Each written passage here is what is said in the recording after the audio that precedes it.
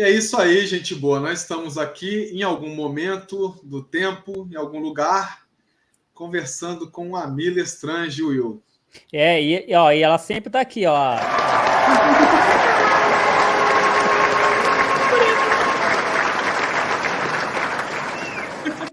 A nossa plateia, ela é incansável. Ela é assim incansável, que ela não é perde um acionada, episódio. ela Tá se aí, manifesta. pronta para em condições de, né? Exatamente. Então, nós já vamos dar os nossos recados iniciais, que são importantes, que é para você já deixar o seu like e se inscrever no canal, que é muito importante, porque aqui no YouTube, só assim que ele mostra a relevância do conteúdo. Então, você pode interagir aqui também, está sendo gravado, mas a gente sempre olha o que vocês comentam aqui, pergunta. Se vocês quiserem perguntar, a gente manda para mim depois, qualquer questão.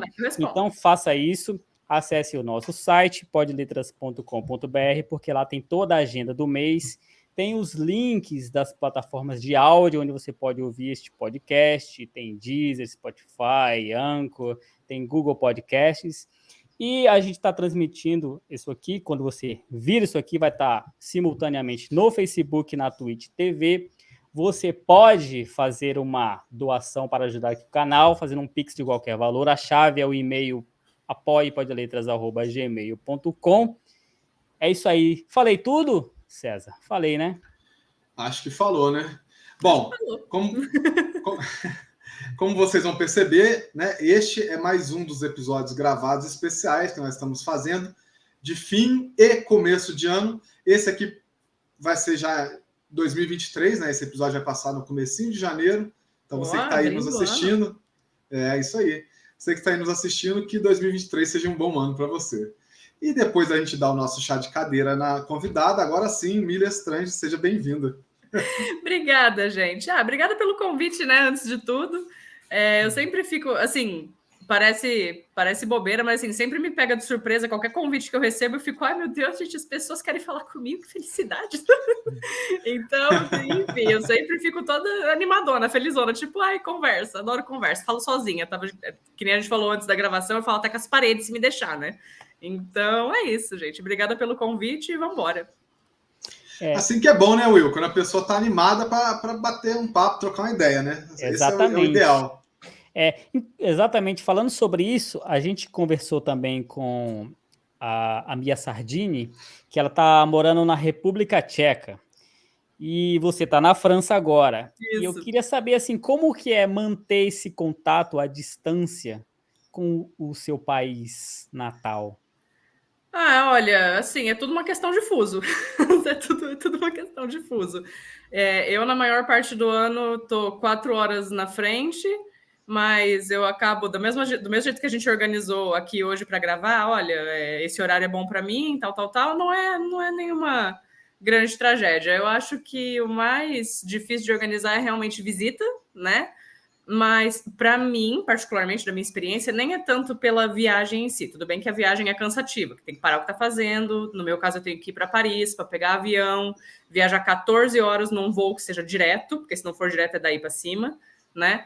Mas nesses tempos, principalmente, teve Covid, né? Quando eu mudei de país, eu não imaginei que eu ia passar 2 anos sem ir para o Brasil, porque é pandemia.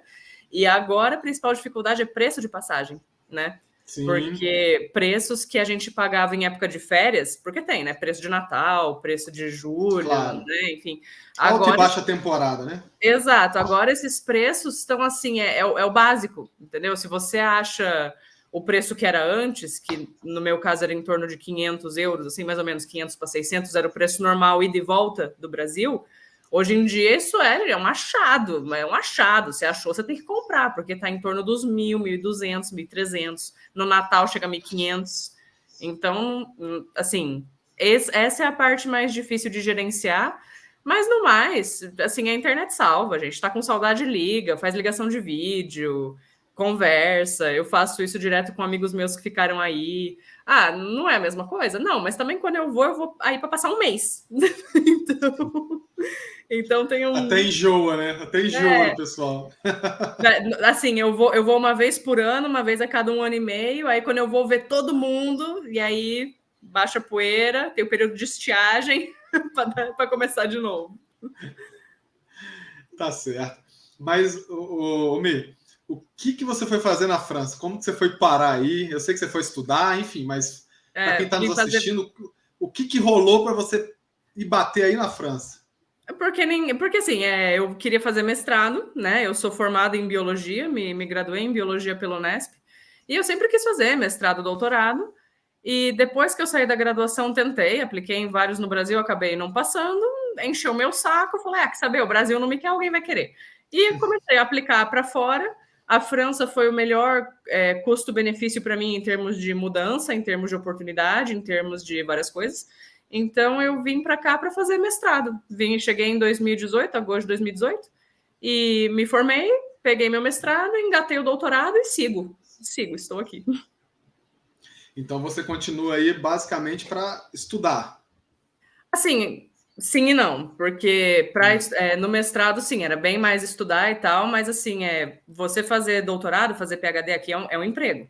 Não é. Você tem seguro de saúde, você tem um contrato, você tem dias de férias que você tem que tirar, você tem. Enfim.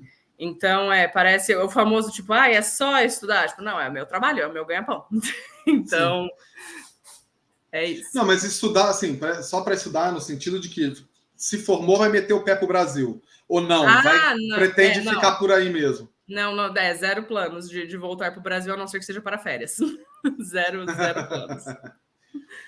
Então, mas o objetivo é ficar na França mesmo, é ir para outro país da Europa, ou ainda não parou para planejar? Não sei ainda, na verdade. Por enquanto, ficar na França, porque, enfim, é o que funciona para mim hoje. Eu gosto muito daqui. Inclusive, esses dias a baguete francesa foi confirmada como patrimônio da Unesco, patrimônio da humanidade pela Unesco. Então, eu tenho vários motivos para ficar na França.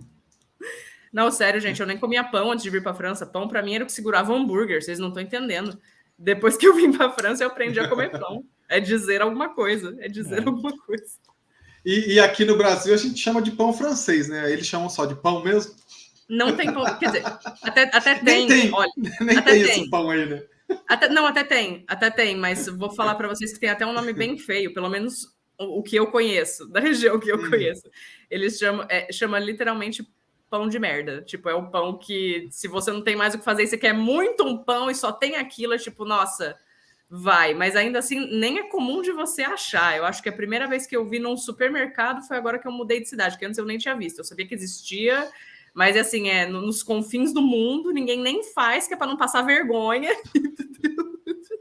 O brasileiro adora fazer isso, né? É igual a tal da paleta mexicana, que não existe aquilo no México, né? Exato. É o pão que a gente merece, César. É o pão que a gente merece. O pão que a Merkel amassou.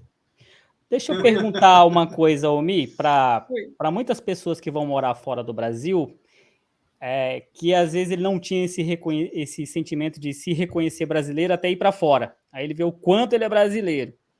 Porque aí ele tem essa coisa de estar num lugar diferente, costumes diferentes, cultura diferente.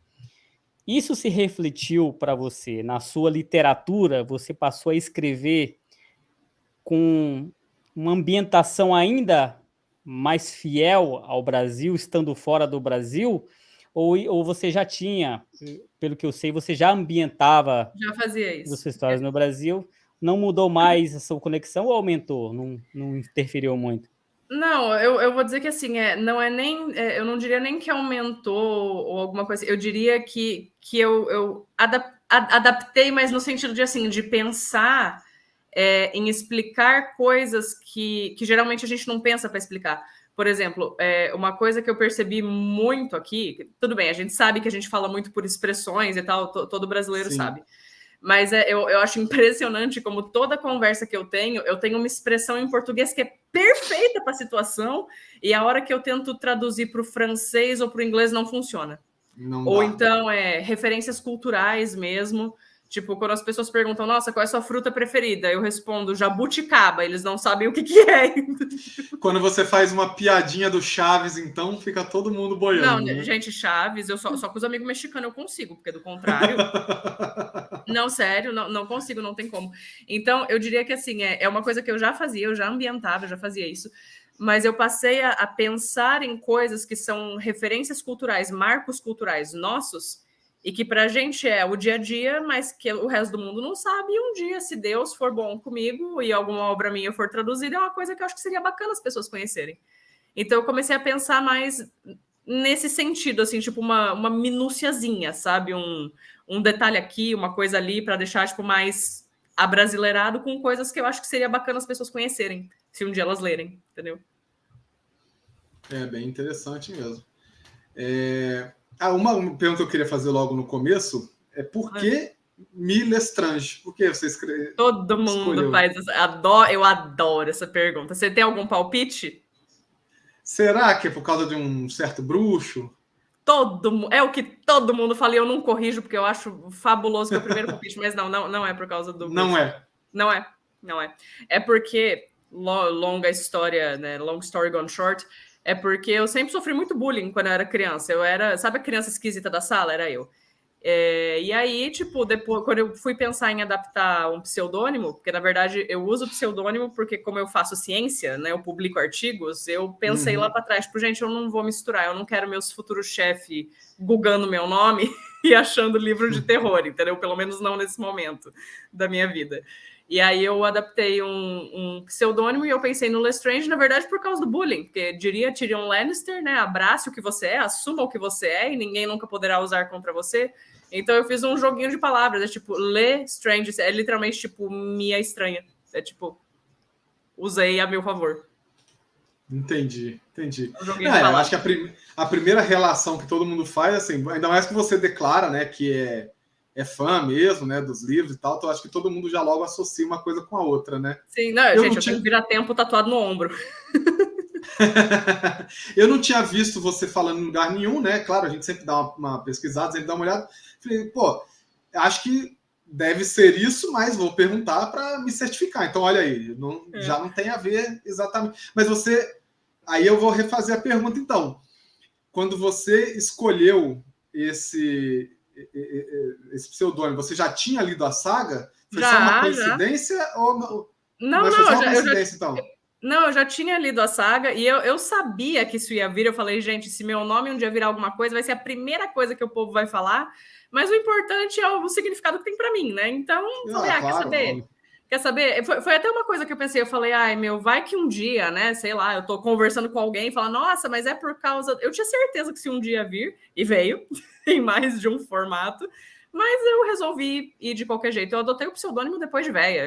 Eu li Harry Potter, eu tinha 10, 11 anos, e eu uso Mille Lestrange oficialmente desde 2016, mais ou menos. Tá certo, então tá esclarecido. Né? Tá.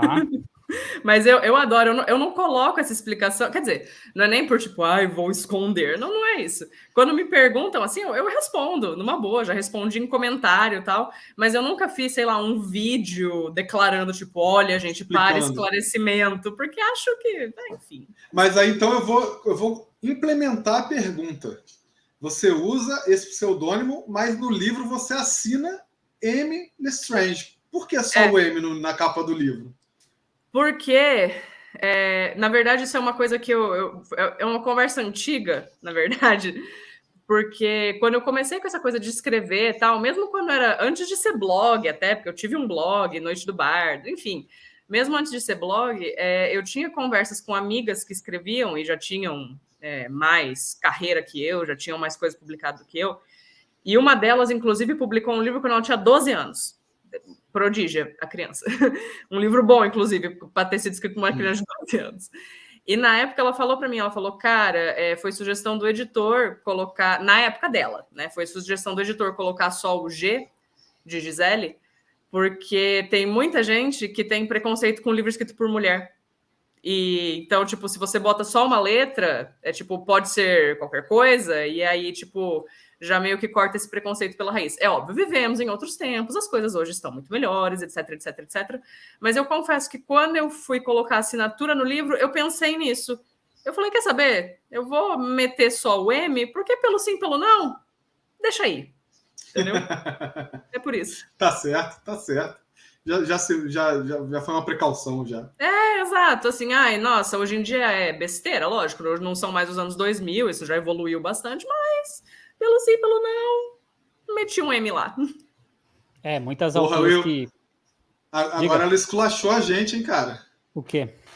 Porra, ela falou de anos 2000 como se fosse, tipo, Idade das Trevas, bicho. Mas era mesmo, gente. Eu sou uma criança dos anos 90, minha gente. Era bem Idade das Trevas com algumas coisas. Ô, César, a gente é velho mesmo, não adianta.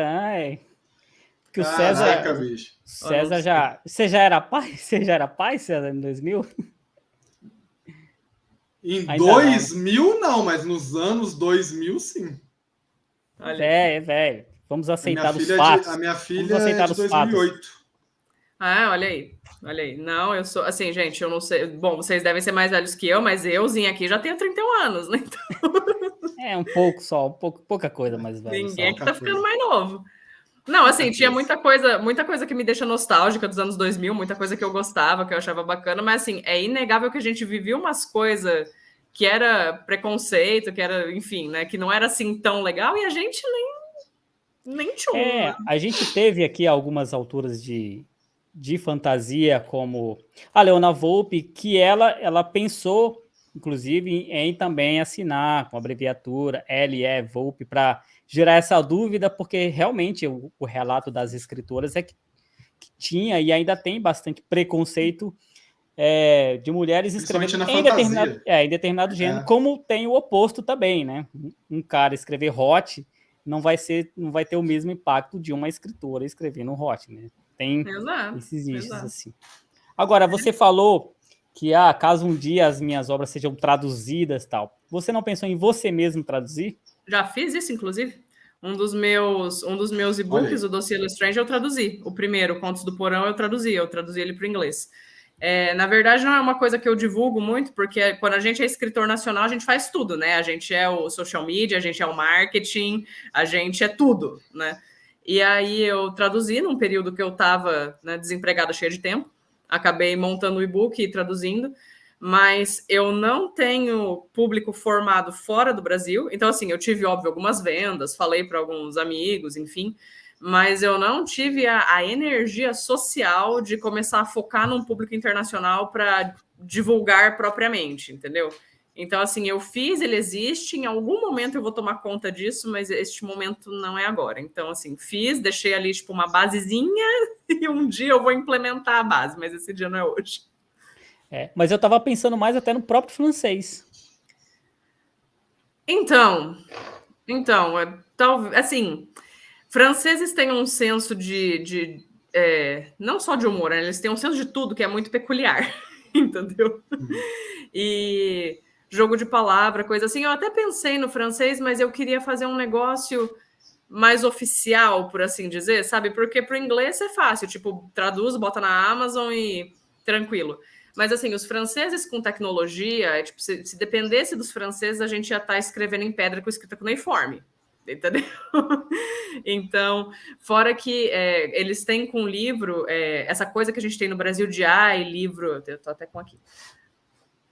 Esse aqui nem é francês, ele é britânico, mas, enfim, livro com capa dura, né, não sei o que, acabamento e tal, eles não têm isso. Para você ter um livro, tipo, nossa, capa dura, super cheio das coisas, tal, você tem que ser Arsène Lupin, entendeu? Porque, do contrário, é tudo pocket. Então, eles têm um monte daquelas banquinhas de, tipo, troca de livros, sabe? Você tá passando na rua, tem um stand, você deixa um livro, pega outro. Eles não têm essa coisa do livro sagrado, que nem muito brasileiro, eu inclusa, temos, de tipo, não marca, não dobra a página. Não, eles não estão nem aí. Eles marcam, eles rabiscam, eles fazem orelha, eles não estão nem aí. Então, é outro tipo de relacionamento com o livro, assim, total e completamente. E eles valorizam muito coisa nacional, como tudo, tipo, no quadrinho também, você vê um monte de quadrinho francês. Então, para você ser um estrangeiro e trazer alguma coisa para convencer eles a ler, é um serviço. É um serviço, entendeu? Então, no francês eu não tenho nenhum plano de botar na Amazon, nem nada assim, porque eu sei que é perda do meu tempo, não vou muito longe com isso, até pela questão da tecnologia, que eles são, tipo, meio que, alguns são, inclusive, até meio contra, sabe? Podendo evitar, eles evitam. Então, meu plano é mais assim, com relação à editora mesmo. Quando eles decidirem fazer essa expansão, se um dia eles decidirem fazer essa expansão, eu prefiro que seja algo que tenha um respaldo editorial do que uma coisa independente, porque eu acho que eu tenho mais chance nessa. Nem que eu mesma faça a tradução, eu posso até fazer, mas eu quero um respaldo mais forte nisso, entendeu? Ela quer dividir os royalties com a editora, ela não quer ficar com tudo para ela. Ela não é gananciosa. Mas serviço de royalty na França é diferente. É diferente. Inclusive, é uma coisa que eu estou estudando, porque, enfim, né? Tem que descobrir o mercado que a gente trabalha. Mas aqui é diferente. Aqui as pessoas são pagas para escrever livro. Então... É mesmo? É mesmo? As pessoas recebem? Então, pois é. Caramba. Aí não é por amor? Apenas? Não é apenas por amor. Então não presta. Então não presta. Sai daí. Mas é engraçado. Pode falar. Não, eu ia falar que eu não engraçado. Sei, assim, eu não sou nenhuma proficiente no assunto ainda, eu estou entrando em contato, vendo, conhecendo pessoas, vendo como que funciona, mas essa coisa do publicar por amor, não, quando você consegue um contrato, eles vão te publicar e eles vão botar na livraria e eles vão, enfim, entendeu? Tem um dinheiro envolvido, não é só, você vai publicar e é isso, vendeu, não vendeu o próximo, sabe? Tem todo um investimento. Mas eu acho engraçado porque uma impressão que eu sempre tive, inclusive eu cheguei a ver isso em alguns lugares, algumas pessoas comentando, é que os franceses, de certa forma, gostavam bastante da literatura brasileira. Então, você não sente que é assim? Não tem isso, não? Eu acho que é um tipo de coisa que eles... por exemplo, um exemplo real. Eu estava mês passado num evento de literatura aqui em Lyon, que teve um escritor brasileiro, o Edir... Esqueci o nome dele, ele escreveu Bell Hell. Gente, vou até googar o nome dele, mas enfim. Ele é da região norte, se eu não me engano, de Belém do Pará. Porque Bell Hell é de Belém, isso. E já é o 5º livro que ele publica na França. O primeiro que veio para o exterior foi porque ele ganhou um concurso. Então, teve uma editora que promoveu um concurso e ele ganhou. E aí ele teve a primeira tradução, hoje em dia já está na 5ª, que vem aqui para fora, e os franceses tiveram... É o Edir Augusto, Proença? Isso, Edir Augusto. Obrigado, eu não lembrava o sobrenome, eu só lembrava do Edir. Edir Augusto, ele mesmo. E ele veio aqui, falar sobre o livro dele, falar sobre a recepção e tal. E os franceses que falaram desse livro dele, que comentaram, eles gostam dessa percepção do Brasil que para eles é um negócio que nem existia. Então, assim, o Edir Augusto, ele retrata a realidade da cidade dele, né? Uhum. Ele fala de tudo que tem lá, do bom, do ruim, do mais ou menos. Ele coloca um Brasil que as pessoas não conhecem. Porque, assim, aquela piada de, eles acham que a gente vive na selva, gente, é piada, mas não é tanto. É piada, mas não é tanto. Piada. Não é piada. Eu tenho uma amiga que, uma das primeiras vezes que a gente conversou, a primeira pergunta que ela me fez foi: você veio de São Paulo, tal, que legal. São Paulo tem prédio? Não, o que eu acho engraçado uma pergunta é séria. que tem muitos norte-americanos que acham que aqui é tudo roça, que aqui não tem eletricidade, os caras acham que tem que vir para cá e trazer um monte de pilha. Só que o que é mais curioso é que se você pegar as cidades norte-americanas, tem aquelas cidades bem grandes, tipo Nova York, Los Angeles, mas o resto é tudo uma cidade de bosta, tudo pequenininha, tudo ovo, que não tem nada. E eles sim moram no meio do nada e acham que aqui não tem nada. E aqui, mesmo as cidades pequenas, elas têm um certo desenvolvimento, digamos assim. Lá não.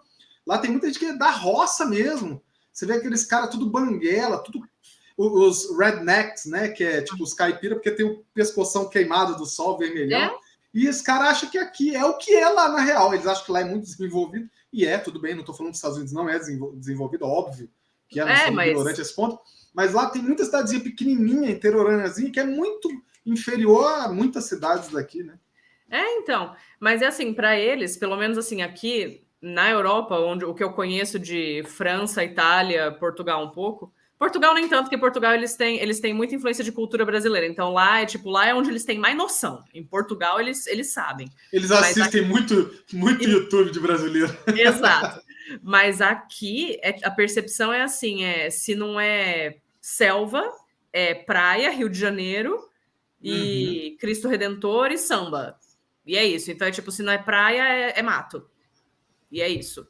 Então, uma visão muito infeliz que eles têm aí, e em Portugal eles têm também essa visão, é que, assim, de um modo geral, é um preconceito, né? Que toda mulher é prostituta. Toda brasileira é prostituta. Brasileira é puta. Toda infelizmente, é uma visão que eles têm mesmo e difícil quebrar isso aí. Não, e são umas coisas, porque assim, tudo bem que pode parecer que é efeito da luz do computador, mas eu sou branca da cor da parede desse jeito mesmo. Eu sou branca desse jeito mesmo.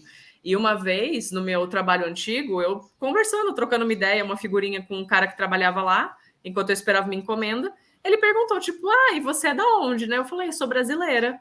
Ele olhou bem pra minha cara, ele parou, ele me encarou uns 5 segundos, assim, em silêncio, e fez, dessa cor? Porque brasileira, obviamente, né, tem que ter a pele escura, bronzeada de sol, porque Brasil, né, afinal de contas. Falou desse jeito, olhou para mim e falou, dessa cor? Mas você sabe que eu passo por isso também, só que no reverso. Porque meus pais, eles vieram de Angola. Meus pais fugiram para o Brasil na época da Guerra Civil. Caramba. E quando eu falo que meus pais são de Angola, todo mundo fala assim, mas você é branco. Então eu porque eles pensam que se seus pais vieram de Angola, logo eles são negros. Né? Mas só que Angola era colônia portuguesa, então tinha muitos portugueses que moravam lá. Né? Minha mãe até nasceu em Angola mesmo, mas meu pai foi de Portugal para Angola muito pequenininho, bem novo, acho que com 6 anos e tal. E aí eu passo isso também, tipo, mas aí são os brasileiros olham para mim, mas seus pais são de Angola e você, porque eu também, né? Tamo junto, né? Refletindo o céu, refletindo a parede. Né? E aí eu falo assim, gente, porque lá também tem branco, assim como tem brancos e negros aqui, lá também tem, né? Exato. Não, e quando eu começo a falar das ascendências, que eu falo, gente, meus amigos italianos falam, nossa, mas o seu sobrenome ou o sobrenome de seus amigos do Brasil, tipo, é tudo italiano. Eu, sim, gente, bem-vindos a São Paulo. Sabe? Teve uma imigração italiana massiva em São Paulo. E aí eu começo a falar, gente, não existe um brasileiro que não tenha direito a pelo menos uma cidadania no mundo, que seja portuguesa, espanhola, italiana, alemã, isso tem para escolher. E uma vez um amigo meu falou para mim, ele falou, mas se todo mundo é, tipo, essa mistura de, é português, é italiana, não sei o que, tipo, e o Brasil? Assim, querendo dizer assim, onde está o típico brasileiro? Entendeu? E eu, tipo, gente, não existe típico brasileiro. O típico brasileiro é a mistura. É a mistura, exato. Tipo, nós somos um país feito de imigrantes porque mataram os nativo-americanos, entendeu? Infelizmente. É uma noção que eles não têm. Eles não têm. A gente é degradê, né? Vai do mais escuro ao mais claro, assim, em camadas. Exato. Então, eles não têm essa noção. E voltando na pergunta, que era a questão da literatura, eu acho que a obra do Edir, na França mesmo, é uma percepção minha isso, tá? Eu até perguntei para ele na palestra, enfim, mas a conversa acabou divergindo. Mas a percepção que eu tenho é que talvez seja uma coisa que apelou para os franceses, porque os franceses gostam muito dessa coisa da miséria humana, entendeu? E o próprio Edir disse na palestra que ele deu que ele gosta de conversar com todo mundo que está no bairro dele. Se tem, tipo, cara, um morador de rua sentado na porta do prédio dele, ele vai comprar um lanche, vai sentar junto e vai bater um papo. Entendeu? E ele bota esse tipo de coisa nos livros dele, que inclusive não li, tô com o Bell Hell, inclusive, que eu comprei depois da palestra para ler, preciso ler. E ele falou, eu faço questão de colocar isso nos meus livros, de mostrar essa realidade que existe. E é uma coisa... Bom, estou no país do Victor Hugo, que literalmente escreveu Os Miseráveis, né? Uma das maiores obras de referência deles. Então é uma coisa que apela muito para eles. E eu acho que, talvez, a minha teoria é que a obra do Edir, em específico, tenha pego esse lado. Entendeu? E por isso fez tanto sucesso e por isso eles gostam tanto. Entendeu? Mas foi como eu falei no começo. É uma coisa que você tem que dar um bom motivo, você tem que pegar eles de jeito, entendeu? Não é qualquer coisa que vai pegar, não vai ser, mas é um livro de fantasia bom, porque não é tão forte, entendeu? Entendi. Não é tão forte. E Will, eu vou dar um bom motivo para quem está nos assistindo fazer o quê nesse momento? Deixar o seu dedão no like e se inscrever aqui no canal, sério. Não precisa de um motivo melhor, a gente está aqui batendo papo com a Amélia Estrange. Meia hora que já passou voando, né? Passou voando, ela está aí dando toda a sua percepção da cultura francesa. Daqui a pouco a gente vai falar até da culinária francesa. Vamos saber se é isso tudo mesmo. É isso tudo. Então, deixa o dedão no like, se inscreve no canal, compartilha com seus amigos. para o YouTube entregar esse vídeo para o maior número de pessoas, é preciso que o algoritmo entenda que a gente tem alguma relevância. Então, quebra esse galho, deixa o dedão no like e vamos prosseguir, Will. É isso aí. Vamos falar da sua literatura, né? Você já escreve também terror, já foi até finalista do Prêmio Abest, né? E a gente já recebeu aqui vários escritores de terror. Está fazendo praticamente uma série de escritores de terror. Já veio aqui... A saga do terror. A gente César Bravo, Paula Feb... Marco de Castro, Verena. E aí... o próprio Oscar Nestares, entre Exatamente. Outros. Geraldo Rodrigues, e aí vai. E uma coisa comum de alguns deles que relataram que, assim, para eles, escrever terror, eles passam por tudo aquilo que eles descrevem na obra deles. Então, eles sentem praticamente algo até físico. Alguns deles dizem que vomitam, passam mal, sentem medo. É extremamente desconfortável o processo de escrita. Quero saber, para você, também é assim? Ou você escreve dando risadas, assim? Se eu me divirto com a morte alheia. Exatamente. Não, para mim não é assim. Por 2 motivos. Primeiro, porque o meu processo criativo é um negócio que eu não recomendo, porque eu não sou uma pessoa que trabalho muito bem fazendo ficha e organizando e escrevendo um monte de coisa que não seja a história em si. Então, o meu processo criativo é muito dentro da minha cabeça. Quando eu começo a escrever, eu já tenho, assim, sei lá, 60%, 70% da história aqui, entendeu? Então, quando eu vou escrever, vem a parte de adaptar, de ajustar o que fica bom, o que fica ruim, muda, enfim. Mas a estrutura já está aqui. E então, assim, eu acho que o que eu tenho que processar, digamos assim, eu já processo nesse momento, entendeu? E quando eu estou escrevendo, eu estou mais preocupada com o que eu quero passar do que com o que eu estou sentindo de fato, sabe? Isso é 1. E 2, eu sou uma pessoa que eu tenho sonhos muito vívidos. Então, tem muito conto de terror meu que saiu de coisa que eu sonhei, entendeu? Olha aí. Então, tem muita coisa que eu escrevi que é praticamente... Um sonho bem tranquilo, né? Ela tem um sono tranquilo. Tem praticamente... Você dorme no colchão ema, não? Pior que não. E eu tenho sono leve, viu? Eu tenho sono muito leve. Enfim. Então, tem muita coisa que eu escrevi e que foi, tipo, adaptação de sonhos que eu tive. Que vocês sabem, a gente sonha, mas vem, assim, bits and pieces, né? Tipo, não é um negócio, assim, tão formado. Mas, assim, eu já passei por aquilo em algum momento. Então, é mais um relato de, então, o sentimento foi esse aqui, entendeu? Então, o processo, para mim, não é penoso, mas porque eu já senti isso de outra forma, entendeu? Então, quando eu estou escrevendo, não me afeta tanto. Você fala sozinha? Falo. Na rua? Não, na rua não. Na rua não. Na rua eu falo dentro da minha cabeça. Você tenta se controlar na rua, né? Não, na rua eu falo dentro da minha cabeça, mas na minha casa, o tempo todo eu falo com as paredes. É daquela, né? Falo sozinha porque gosto de conversar com pessoas inteligentes. Né? Falo sozinha porque tenho muitas personalidades que precisam entrar em um consenso. E quando você fala sozinha, você fala em português? Depende, às vezes não. Às vezes não. Depende do meu dia. Quando eu tô muito com os nervos à flor da pele, é o puro português. Se eu, sei lá, tô chegando do trabalho e eu tô pensando em coisas do trabalho, porque lá eu falo mais em francês e inglês, eu vou xingar em inglês, vou falar alguma coisa, sei lá, em francês também. Depende. Muito bom. Mi, mas eu tenho curiosidade, assim, vamos falar um pouquinho das tuas obras, né? Você começou publicando o Museu das Sombras. Oficialmente, sim. Livro. Não os contos, estou falando de livro. Livro, sim. O solo foi o primeiro, foi o Museu das Sombras. Fala pra gente um pouquinho do livro, para quem ainda não leu, mas assim, sem dar spoiler. Eu adoro essa história. Eu vou começar falando que o ponto alto do Museu das Sombras é que eu escrevi ele em uma semana. O ponto alto. Olha aí. Tapa na cara do Will. Não, mas calma. Tem motivo, tem contexto, calma. E esse livro é o que foi finalista, viu? Da Best. Mas vamos com calma. Primeiro, surgiu a oportunidade de eu publicar o Museu das Sombras quando eu estava num grupo de antologia da Cartola Editora.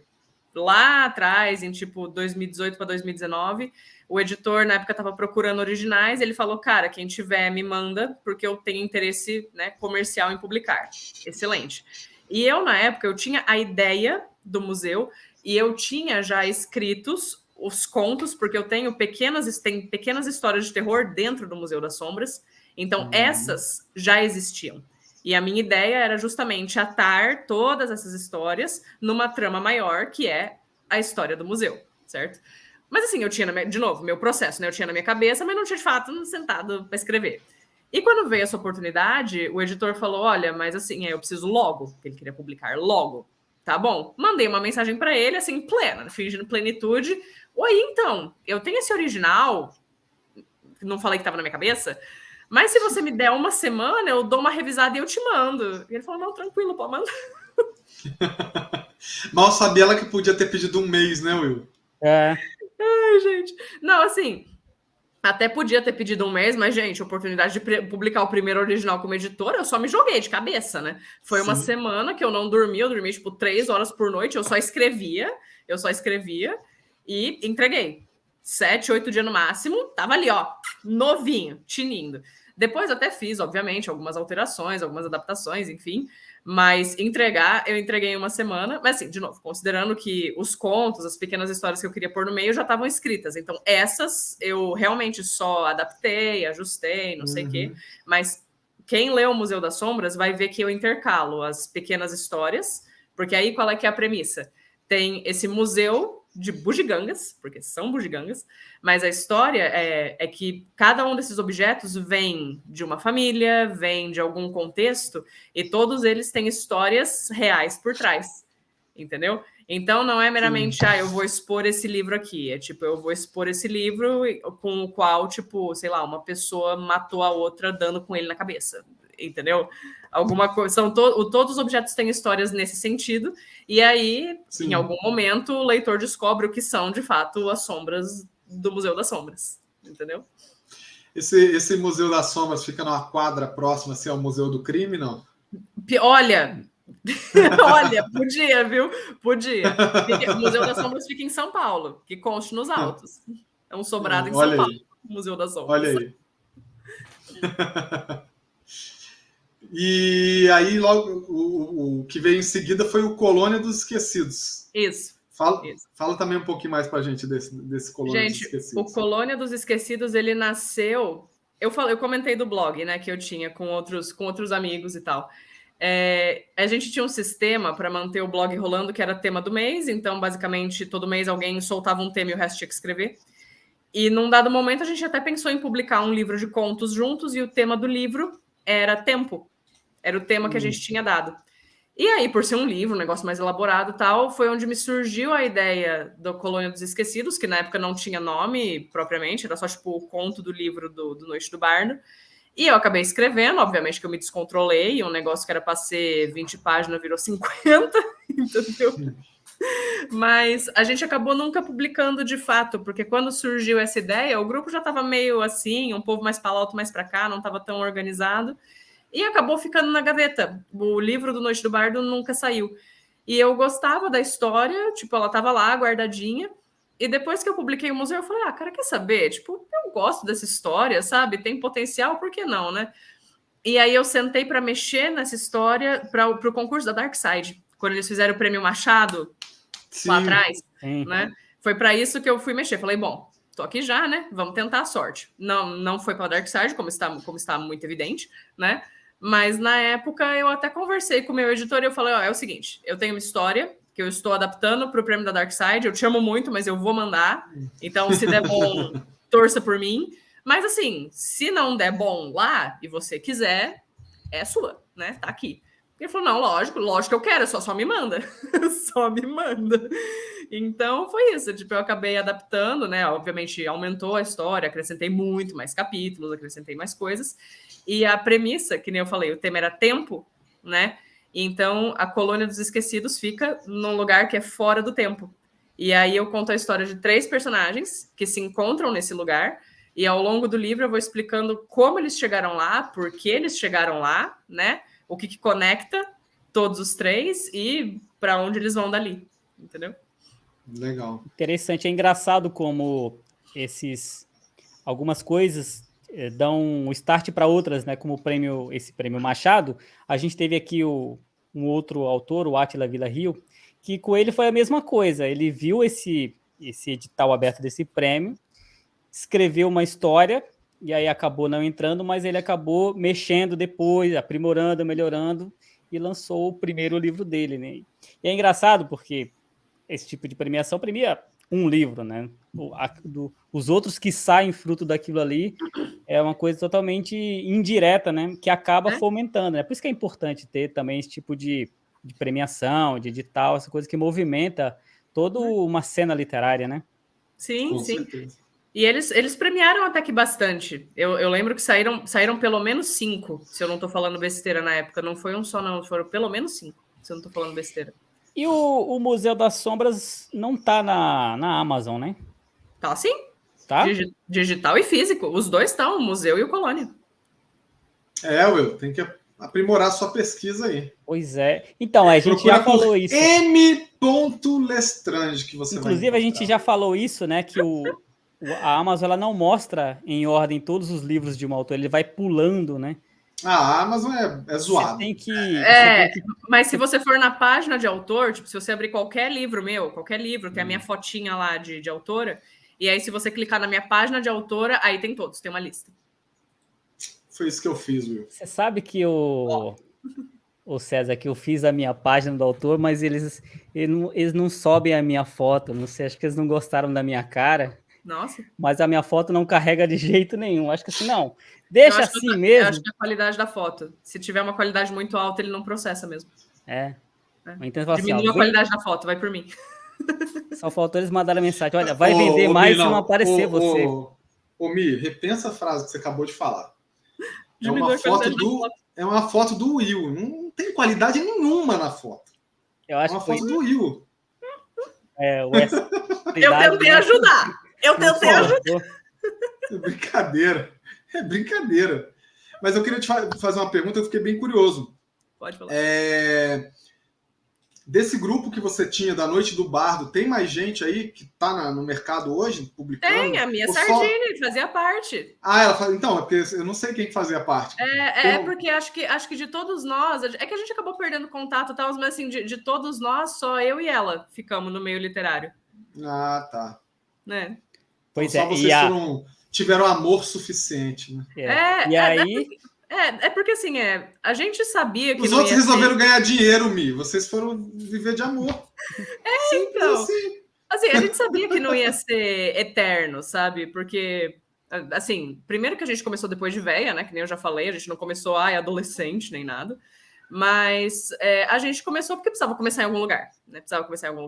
E aí, com o tempo, obviamente, as pessoas priorizam. Tipo, alguns deles priorizaram outras coisas, perceberam que realmente a literatura era mais um hobby, um negócio para tipo, deixar na gaveta e tudo bem. Mas eu e ela, a gente quis levar para o próximo nível. Tipo, não, eu comecei isso aqui, vambora, entendeu? E aí, quando acabou o grupo tal, eu acabei fazendo minhas coisas, ela acabou fazendo as dela, mas estamos aí. Do grupo original, acho que só eu e ela mesmo. É por isso que eu não gosto muito quando algumas pessoas chamam de hobby, né? Não tem um hobby que você leva tão a sério assim como escrever e tirar dinheiro do bolso e revisão e toma paulada de leitor crítico e de editor, né? E aquilo te faz sofrer e você pensa e não dorme naquilo. Isso não é hobby. Tipo de um masoquismo, cara. É um tipo de masoquismo. Por aí, né? Exato. Aí você faz tudo isso, você dá esse investimento todo. Aí, às vezes, um elogio, você já, ganhei o dia, valeu a pena. Uma pessoa elogiou, né? Ou você foi finalista de um prêmio, você fala, justificou tudo, né? Não, mas é verdade. E assim, no fim, é tijolinho, gente, é trabalho de formiguinha. Porque eu acho que o que causa muita desilusão em muita gente é essa coisa de, eu vou escrever um livro e, tipo, as pessoas têm sei lá, não sei. Ilusão. É ilusão, é bem ilusão mesmo. Eu ia falar sonho, mas é uma ilusão de ser descoberto, sabe? Aquela coisa meio hollywoodiana, de você vai ser descoberto e vai ficar famoso. E tipo, não, gente, tem que comer. Ninguém aqui é descoberto, não, gente. É comendo muito arroz com feijão.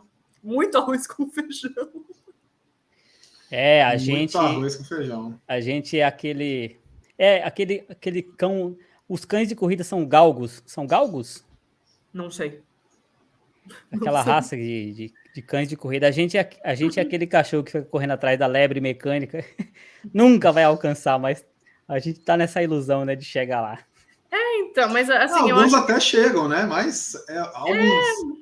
Mas assim, é difícil. Primeiro é difícil. E é uma coisa de disponibilidade e acesso também, né? Porque assim, é o que a gente tá falando, é um masoquismo, é um segundo emprego, porque a gente tem que parar, escrever, tirar dinheiro do bolso, pagar as coisas que a gente quer fazer, até a gente conseguir uma base de leitores, que é tipo o mínimo para você começar, é uma meia dúzia de galera que está te lendo e te acompanhando, e ainda assim isso não vai ser o seu ganha-pão. Você pode ganhar uns trocados da Amazon, mas você não vai pagar a tua conta de luz com ela, ainda mais no preço que tá hoje, né? Então, aí você tem que investir nisso, porque você vai escrever, você pode até ter algum talento, alguma facilidade nata aí, porque todo mundo tem um pouco, mas aí chega uma hora que você percebe que você tem que aprender, que você tem que botar a gramática em dia, que tem um monte de termo que você não conhece, que tem um monte de, sei lá, concurso que você não conhece. Você quer aplicar para o Jabuti, custa R$500 a inscrição. E assim vai. Tipo, gente, só de curso que eu fiz por fora, só esse ano, 2022, entre curso de escrita e divulgação e coisas assim, eu deixei fácil, sem nem pestanejar, uns R$5 mil. Só esse ano, ao longo dos meses, assim, só de curso que eu fiz, para me aprimorar, para melhorar. Não, e tem outra coisa também fácil, que não. Tem outra coisa que não tem nada a ver com a escrita, que é você se promover nas redes sociais para atrair público também. Que eu acho que essa talvez seja até a parte mais difícil de todas, né? Você sabe que eu amo esse tópico. Se vocês quiserem entrar nele, eu vou me divertir muito. Então vamos entrar, mas deixa eu só fazer uma observação antes, que ela falou de Prêmio Jabuti. Para quem estiver nos assistindo, já vai estar em janeiro de 2023, no dia 17 de dezembro, então umas 2-3 semanas antes da data que esse vídeo vai sair, nós tivemos uma entrevista muito bacana com o pessoal da CBL, né? Foi com a Fernanda Garcia, né? Diretora executiva da CBL. E ela falou sobre o Prêmio Jabuti, falou sobre o Bienal, falou sobre vários outros assuntos muito interessantes. E você veja, você falou R$500, né? Mas você lembra, César, quantos inscritos teve? Mais de 4 mil. Então, né? Vamos ser justos, assim, não são R$500, são 300 e pouco reais, né, o são valor 300 da inscrição. É que eu acho 375. Que tem alguma coisa de enviar o livro. É que eu nunca participei, tá? Mas então, aí você tem que enviar alguns exemplares e tal. Foram 4.250 inscritos, se eu não estou enganado. O prêmio é bom para o livro do ano. Aí, o livro do ano é muito bom. Esse vale a pena. Mas aí você tem que pagar, pensa que do lado deles de organização, tem que pagar avaliador, tem que pagar eventos, tem que mandar fazer troféu. Não, ela mesma, a gente conversou, foi um dos tópicos que a gente levantou, e ela falou que todo o dinheiro que é arrecadado é consumido pelo próprio prêmio. Isso aí não tem dúvida. Você parar para pensar só que agora voltou, depois do Covid, voltou a ter cerimônia. Pensa quando não custa alugar um lugar para cerimônia do Jabuti? Pensa quando não custa. Aliás, você falou de preço de passagem. Se você fosse indicada, como seria vir aqui? Nossa, eu pagava fácil. Eu ia pagar em 500 ações, eu ia fazer dívida, mas eu ia. Eu falo isso porque, assim, 2 dias depois da premiação do Jabuti, teve o da Best, né? Que foi bem legal também. Foi no Sesc, né? E realmente, infelizmente, Marlos Quintanilha não foi agraciado com o prêmio esse ano, mas ele ficou bem colocado. Ele foi finalista, não foi? Foi finalista, né? Foi. Não li o Cálculo Mortal, tá no meu Kindle, inclusive, eu li, mas não li. É muito bom, eu li, é muito interessante. Até falei para ele que poderia virar um romance, porque cabe ali estender. Mas o Marlos escreve ainda, Will?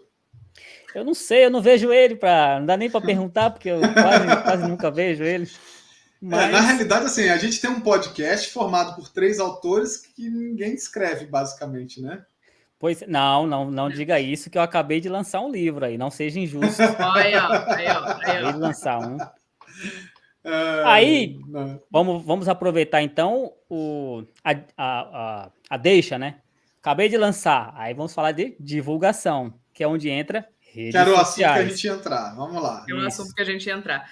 Gente, assim, eu entendo que é fora da zona de conforto para todo mundo, então, antes de entrar nesse assunto, eu falo, cara, eu nem de longe penso que alguém tem obrigação, você não é obrigado a se sentir confortável com nada. Você não é obrigado a fazer stories, você não é obrigado a, sei lá, ir pro TikTok. Cada um tem uma afinidade, cada um se dá bem com alguma coisa, e é isso. Mas é inegável que hoje em dia você tem que ter uma presença digital em algum lugar. Não interessa onde, nem que você vá fazer só um perfil no Twitter. Em algum lugar você tem que estar, porque você tem que ter um ponto de contato com a sua audiência. Porque, que nem a gente falou mais cedo, não tem essa de vou ser descoberto e de repente todo mundo vai me ler. Não, você é o autor, você é a editora, você é o marketing, você é tudo. Então... Você é o financeiro. Você é o financeiro, você comercial, é o relações públicas. Relações públicas, você é tudo. O assessor, né, Will? Exato. Tem gente que mete essa, né, Mi? Tem gente que finge que tem um assessor respondendo e-mail, é ele mesmo que está lá respondendo. Não é. E às vezes ele acha que é inteligente que o assessor dele seja de um gênero diferente, né? Ele é escritor, então é uma assessora que ele tem, né? Não, mas tem gente que paga, viu? Tem gente que paga, eu conheço gente que paga. Tem gente que paga. Mas tem gente que finge também. Mas dá para ver quando não tem, tá só fingindo. Dá. Enfim, mas aí é o ponto que eu queria entrar, porque assim, que dia é hoje? É dia 10. Eu tava comentando outro dia nas minhas redes sociais que eu adotei oficialmente o dia 8 de dezembro como meu aniversário de BookTok. Porque eu comecei ano passado, na minha época de desemprego cheia de tempo, eu comecei a fazer, falei, vamos ver qual é que é a do TikTok. Porque eu já tinha conta, já fazia ali umas coisas, mas só fazia graça, entendeu? Eu não fazia nada a sério, que nem eu fazia pro Instagram, tipo, pra literatura. Eu tava lá cheia de tempo, falei, saber, vou direcionar, vamos ver qual é que é disso aqui. E foi quando eu comecei de fato, e tem um evento aqui em Lyon, que é a Festa das Luzes, né? Fête de Lumière, tem toda uma história muito bonita, se vocês quiserem depois eu conto. Mas o que aconteceu foi que eu comecei a postar os primeiros vídeos, e no dia 8 de dezembro eu comecei a ter os primeiros retornos, tipo, o primeiro vídeo começou a viralizar, e sabe, me trazer de fato pessoas completamente de fora da minha bolha. E aí estamos aqui agora, um ano depois, tipo, mais de 40 mil pessoas no meu BookTok. E, gente, vou falar a verdade, nunca vendi tanto livro. Não é, tipo, apologia ao TikTok ou a dancinha ou o que seja, mas, assim, é fato, gente, é numérico. Nunca vendi tanto livro. O Dossiê Lestrange, que eu lancei em janeiro, tem quase 100 avaliações na Amazon. Fora o tanto de página lida no Kindle Unlimited, etc e coisa.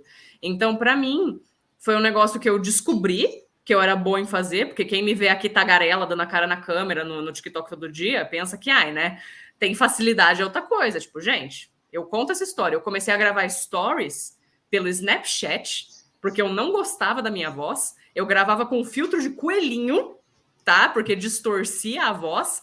E eu parei de fazer isso porque eu tinha que ir no Snapchat gravar, daí botar no Instagram, começou a me encher o saco, parei de fazer e fui evoluindo daí. Mas... o assunto era que não tem nada a ver com a literatura. Para mim, da minha experiência, eu descobri que falar sobre os livros, tipo, de uma maneira lenta e, tipo, realmente discutindo o que tá ali, ao invés de dizer, tipo, li, dei 5 estrelas, próximo, é um negócio que funciona muito melhor. Assim, sem julgamento de valor, não tô querendo dizer que quem fala que só deu 5 estrelas vai embora é ruim. Não é isso. Mas sim, é que, para mim...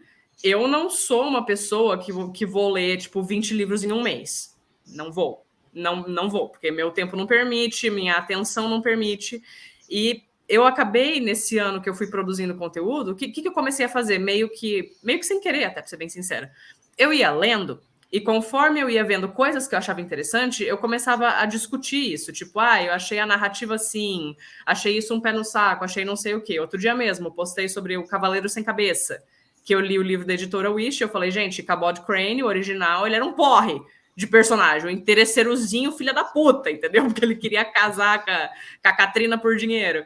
Então, eu acabei desenvolvendo essa coisa de falar das técnicas, por causa dos cursos que eu andei fazendo, da produção, porque eu já publiquei, enfim, já fiz algumas coisas, organizo antologia e tal, e eu fui aliando essas coisas no meu conteúdo, e hoje eu falo de um monte de coisa de literatura que tem a ver com o processo criativo, que tem a ver com a publicação, que tem a ver com narrativa, que tem a ver com personagem, que tem a ver com um livro que eu li, que eu deixei de ler, que eu gosto, que eu não gosto, que eu recomendo, que enfim, é um pouco de tudo. E para mim é extremamente produtivo, porque não somente eu tenho contato com as pessoas que eu quero que me leiam, né? Então eu tenho o meu espaço para divulgar e trazer leitores, mas eu também tenho o meu conteúdo que é 100% ligado à literatura e ao que eu produzo, entendeu?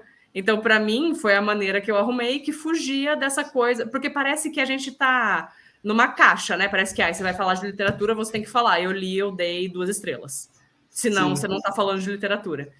E conforme eu fui construindo isso esses tempos, eu adotei essa frase, eu falo para as pessoas, gente, literatura é conteúdo lento. Tem gente que vai fazer vídeo falando para você, 10 recomendações? Tem. Eu já fiz alguns? Já fiz, de livros que eu li a vida inteira. Não foi esse ano nem mês passado. E tá bom. Tem valor, é óbvio. Você vai ver, você vai gostar, mas você não vai ler aqueles 10 livros no próximo mês. Não vai. Então, para mim, o que funciona eu tô lendo isso aqui, se eu levar um mês, eu vou discutir em um mês em diversos vídeos. Se eu levar uma semana, vai ser uma semana. Se eu levar 6 meses, vai ser 6 meses. Entendeu? Porque eu acho que para mim, traz uma realidade para o processo. Tem pessoas que leem 10 livros em um mês. Eu não leio. E eu não acho saudável para minha audiência promover isso de lê, porque daí você... lê em ritmo fabril, né? Nem assimila o que está lendo, né? Não assimila e você engatilha uma ansiedade do cacete nas pessoas. Sim, porque assim, sim. todo mundo que está aqui já sentiu que estava lendo pouco. Todo mundo. Porque a gente é bombardeado com essas coisas de lista, Natal, Ano Novo, nananã. E parece que, nossa, eu nem li o que eu queria ler, tipo, mês passado, entendeu? E agora já tem mais coisa, e agora... Então, eu quis deixar é um relato, na verdade, né? Deixar esses acompanhamentos das minhas leituras e das minhas produções e tal em tempo real. Então, para mim é isso. Levou um mês é um mês, levou um ano é um ano. Não me interessa, tipo, não vou ficar colocando, mas é lista, mas é meta, porque para mim não funciona. Se você é uma pessoa que quer acompanhar alguém que faça meta, acompanhe outro booktalker. Eu vou falar das coisas de um jeito lento. Literatura é conteúdo lento. Ponto. E aí eu te faço uma pergunta. Como que você linka isso que você faz com divulgar o seu livro e vender o seu livro? Porque você está falando do livro de outras pessoas, né? Você está lendo, discutindo. Então você está discutindo. Como que você faz? Assim, como eu faço? Eu pego o gancho... Assim, hoje em dia eu tenho público que faz perguntas. Então, hoje em dia o que eu faço é pegar alguma pergunta de alguém que fala me dá um exemplo de tal coisa. Eu dou um exemplo do que quer que seja. Tipo, li esse livro aqui que é muito bom, mas se você quiser ver um exemplo mais de perto, no meu livro eu fiz isso. E aí eu engato. Mas mesmo antes de eu ter perguntas, né? Porque, tipo, nem todo mundo tem pessoas que fazem perguntas, né? Enfim, antes de eu ter quem fazia perguntas, eu pegava trechos das coisas que eu escrevia e eu fazia famoso livro estilo fofoca, sabe? Tipo, nossa, então, aquela pessoa foi para casa e aconteceu isso, não sei o quê. Eu divulguei várias mistério retrô desse jeito, do Tito. Eu divulguei... O Homem de Palha, também, que é um livro nacional muito bom, inclusive fica a dica, quem quiser ler, leiam. E aí eu conto nesse estilo, tipo, ninguém me perguntou, ninguém nada, mas eu pego o gancho da história e eu falo, gente, eu tô lendo assim, tem um serial killer, que tudo que ele queria era, tipo, um nome para chamar de seu, e aí quando acharam o corpo da vítima dele, atribuíram o assassinato pra outra pessoa, ele ficou puto. E aí você tem o começo do Homem de Palha, entendeu? Então eu pegava no storytelling mesmo, tipo, começando a contar um negócio para chamar atenção para a história, tipo, então, isso aqui é um livro, se vocês quiserem ler, tamo aí, entendeu? Bacana, interessante. E aí tem o... Vou emendar, posso, César? Eu acho que você vai perguntar a mesma coisa que eu ia perguntar. Pode falar. Vamos lá, vamos ver. Queria falar sobre o seu canal, que eu vi, eu achei bem legal, muito bem editado, mas vídeo novo... engano meu ou faz Tá meio paradinho, né? Faz um ano. Eu vi lá o último vídeo de um ano atrás. Eu ia falar a mesma coisa. Porque um ano atrás foi quando o meu BookTok engatou. E aí eu acabei, como eu tive... Porque assim, eu gosto muito do YouTube, eu até quero, é um plano que eu tenho para 2023 agora, voltar a postar, que seja um vídeo por mês, assim, para ter um conteúdo um pouco mais longo. Mas foi a época que engatou o meu BookTok e eu comecei a ter um retorno absurdo, é a palavra. Eu comecei a ter um retorno tão absurdo por lá que seria burrice da minha parte não focar naquilo. Gastar energia com outra coisa. Naquele momento, como o que eu queria era uma base de leitores, era, né, enfim, era expandir o meu público. E isso me veio no BookTok. Eu falei, bom, tudo bem, eu comecei o YouTube, ele tá aqui, ele existe, então vamos focar ali do lado 1 minuto e daqui a pouco a gente volta. Ou daqui a pouco faz 1 ano, mas vai voltar. Mas me desculpa a ignorância, não é possível você pegar os vídeos do seu BookTok e replicar no YouTube? Não, até é. Não, será que não seria atrativo? Então, nem tanto, porque, assim, tudo bem, eu até poderia postar o formato da tela, tipo, a tela tem o YouTube, a tela deitada, mas assim, esteticamente eu não gosto de pegar o vídeo que tá, tipo, em formato para tela de celular e botar no YouTube. E eu não coloco no Shorts, porque a menos que isso tenha mudado nos últimos meses, ele não comporta vídeo maior de 1 minuto. Não, acho que não mudou, não. E os meus vídeos no TikTok são todos de 3 minutos. Todos. Até porque senão teria que mudar o nome de Shorts, né? Até porque se for postar vídeo longo já é o YouTube. Então, mas eu acabei não colocando justamente porque assim, o negócio do TikTok é que eu falo de um assunto extensivamente por 3 minutos, mas é inegável que tem muito mais coisa para falar. Se eu precisar falar 10, 15 minutos, meia hora, eu posso falar. Entendeu? Claro. E eu acho que se for para botar um vídeo no YouTube, eu vou falar o assunto inteiro, eu não vou ficar botando de 3 em 3 minutos, entendeu? Então, foi por isso que eu acabei a opção seria fazer um Frankenstein, né? Tipo, você pega os vídeos que você falou daquele tema, bota tudo junto e bota no YouTube, mas não era o que eu queria para a estética do meu canal. Se eu for fazer, eu vou fazer inteiro. Entendeu?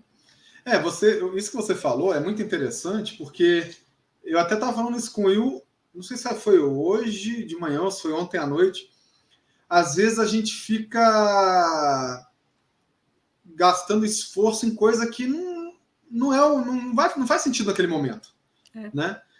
Se você tem uma coisa que está dando certo, foca naquilo que está dando certo, explora o máximo que der, porque ainda mais hoje na internet, tudo é muito cíclico. As coisas... Você falou do Snapchat. Teve gente que surgiu fazendo um estrondoso sucesso no Snapchat, mas o Snapchat foi embora, já era, acabou. Né? E se esse pessoal não migrasse, não mudasse, não se transformasse... Então, assim, é tão efêmero, né? As coisas... Olha, a palavra bonita mesmo. As coisas são tão efêmeras na internet que ou você tira o máximo daquilo enquanto dá para ter o seu benefício, ou quando você perceber já era. Então, não está errado, né? Isso às vezes cria uma ansiedade. A pessoa fica, pô, mas eu tenho meu canal, eu tenho meu não sei o quê, eu tenho meu não sei o quê, eu tenho meu Instagram, eu tenho meu TikTok. Pô, enquanto o caminho, a minha encontrou lá o caminho dela no BookTok dela, beleza. Enquanto o seu caminho, dedique esforço naquilo, porque é melhor você ter uma coisa muito bem feita do que você tentar fazer várias coisas e tudo meia boca e nada atrair ninguém. Exato. Mas é uma ansiedade realmente que se cria hoje, como você falou antes, né? Então. E assim, o que eu adaptei muito, assim, que veio por causa do TikTok, foi assim, foi o que a gente falou, foca porque é o que tá dando certo. Então, tipo, deixei o YouTube um pouco de lado, porque o que tava me trazendo retorno era outra coisa. E ao mesmo tempo, eu fui gradualmente deixando de lado o Instagram. O Instagram é uma plataforma que hoje quem me acompanha lá tá lá para ver meus stories, porque os stories do TikTok é tudo feito por estagiário, é horroroso. Eu tentei usar, Deus sabe, eu tentei usar, mas não rolou pra mim, não deu certo, não foi. Então eu fico no Instagram, eu estou lá todos os dias, mas é formato de stories. Vai ser cancelada pelos estagiários, hein? Cuidado, hein? Eu já fui estagiária também, todo mundo já foi. E a gente sabe que a gente faz um monte de merda. Nessa área todo mundo tem lugar de fala. Exato. Enfim, mas então assim, eu deixo meio que de suporte, porque assim, se o TikTok explodir hoje, precisam me achar em outro lugar, né? Então, enfim. Mas também pela questão das mensagens, das DMs, porque no TikTok, tipo, ou você libera para todo mundo falar com você, e ele não tem a distinção do Instagram de geral, primário e coisa assim. Então, tem um monte de gente que sai do TikTok e vai me mandar mensagem no Instagram, porque é onde tem chat direto, entendeu? Então, assim, eu não gasto mais a minha energia produzindo post pro Instagram, porque para mim não faz sentido, mas eu gosto dos stories, eu tô lá, é um ponto de contato diário, né? Tipo, real life ali com a audiência, e é onde o pessoal consegue falar comigo, numa boa. Inclusive, é uma mensagem que eu recebo toda semana. Sempre tem alguém que fala, nossa, eu mandei mensagem, mas nunca achei que você fosse responder, porque, enfim... Mas, assim, eu sou um ser humano, gente. Eu tô aqui do outro lado da tela. Quem gerencia sou eu, né? Quem gerencia sou eu. Então, se estão te respondendo, sou eu. Eu garanto. Eu garanto. Você é a sua própria assessora, né? Eu sou minha própria assessora. Sou meu próprio marketing, minha própria designer. Sou meu próprio tudo. Agora, o ruim é quando você não se acha em lugar nenhum, né? Esse aqui é o problema. Porque quando você acha um lugar que você consegue se comunicar bem, agora... Ou então quando você... tá sempre chegando atrasado, né? Você chega num lugar que um monte de gente já chegou antes, e aí você parece que tá copiando a galera. Mas isso é relativo, sabe? Eu conto a história de como eu comecei a gravar vídeo stories, porque é fácil virar e falar, Mi, mas agora que já tem, tipo, número, que tem alcance, que tem... Tá, parece que eu nasci fazendo isso. Eu não nasci fazendo, ninguém nasce. Inclusive, se você falasse pra Mi de 2016 que ela ia estar fazendo TikTok e vídeo pro YouTube, ela ia rir da tua cara. Ela ia rir da tua cara, porque a Mi de 2016 ia falar, eu tenho zero afinidade com vídeo, eu escrevo livro porque eu não quero dar a minha cara na internet. Era isso que eu ia te responder em 2016. E aí foi uma coisa que... Foi um acidente até pra mim. Eu comecei a fazer porque eu tava desempregada, eu tinha tempo livre. E aí eu descobri, tipo, eu percebi e falei, nossa, eu faço isso bem. E nunca foi uma coisa que eu tinha pensado, planejado, nada. Foi uma coisa que veio vindo e eu falei, nossa, eu até que não sou tão ruim quanto eu achei que eu fosse. E aí, enfim, fui achando o meu caminho, que funcionava para mim e tal. Descobri que para mim não funciona essa coisa de ficar cortando o vídeo em 500 pedaços e fazendo... Assim, sem fazer a transição? Sei, se eu precisar fazer, eu faço. Posso cortar o vídeo? Posso. Mas o que funciona para mim é catar o telefone, botar no meu tripé, gravar ali, tipo, falando com a câmera, e eu posto. Vocês podem ver que nenhum dos meus vídeos é editado. Nenhum. Você vai no meu TikTok, tem inclusive alguns que eu tô lá falando e eu me embolo, eu faço tipo, blá, blá, blá, no fim do vídeo, mas já tá tão no fim do vídeo que eu falo, não vou corrigir, e continuo falando. É cada vez mais esse formato, assim, live, né? Gravou, cortou um pedacinho do começo, do fim, joga... as pessoas talvez estejam procurando um pouco mais de naturalidade, espontaneidade, né, nas pessoas. Então, assim, é de novo aquela coisa de tipo, eu nem acho que é chegar atrasado, porque sempre tem algum... o que eu procuro falar para as pessoas é que o negócio é você ser autêntico, é você trazer o que você tem para oferecer. Tipo, você é escritor, mas você escreve do seu jeito, você não escreve do meu jeito, nem do jeito do César, você escreve do seu jeito. Sim. E para produzir conteúdo é a mesma coisa. Se um dia você... Will, quiser ir pro TikTok, você não vai ter um perfil no mesmo formato que eu, Mi, tenho o meu. Porque você fala de outro jeito, você se expressa de outro jeito, então vai ter, tipo, a sua autenticidade, que é diferente da minha, que é diferente do César. Mas parece que, por essa ansiedade, né, de rede social, parece que, que é o que falam no TikTok, não vou fazer dancinha para vender livro. Gente, eu tenho um ano de perfil, 40.8 mil seguidores, nunca dancei nenhuma vez na minha vida, tá seguro, tá suave. Entendeu? Tá tranquilíssimo. Agora, uma coisa que todo mundo tem para oferecer, Will, é o like nesse vídeo. Isso aí, né? Todo mundo tem para oferecer. Não custa pedir, não custa lembrar as pessoas. É de graça. E é de graça, não custa nada, não cai o dedo. Não cai.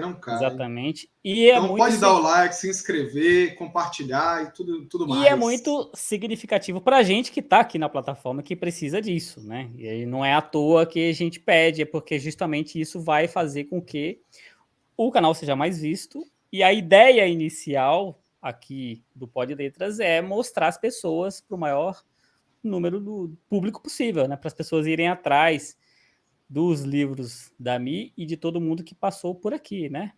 Importante isso. Né? Fazer vídeo aqui para 3, 4, 10 pessoas não faz sentido nenhum, né? Não, mas se forem 4, 5, 10 pessoas fiéis ao conteúdo, estaremos aqui. Sim, com certeza. Esse é o importante. Sem dúvida.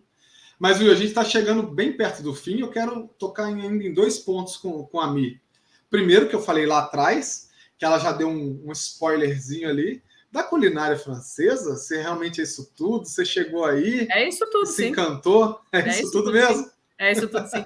Mas eu vou falar que, assim, Por quê? Porque culturalmente no Brasil, o que eu percebi depois que eu vim morar aqui, a gente come para encher o bucho, né? Todo mundo ama encher o bucho, tipo, ir num restaurante, comer um podrão. Fazer valer o dinheiro do rodízio. Fazer valer o dinheiro do rodízio, exato. Aqui, a relação que eles têm com comida é diferente. Tipo, eles têm uma relação que é totalmente apreciação. Então, sabe quando você vai em restaurante chique, vem uma porção que custa o teu rim e a porção é desse tamanhinho? É porque eles vão te servir 500 porçõezinhas para você degustar e apreciar, mas que para eles você não precisa se entupir daquilo.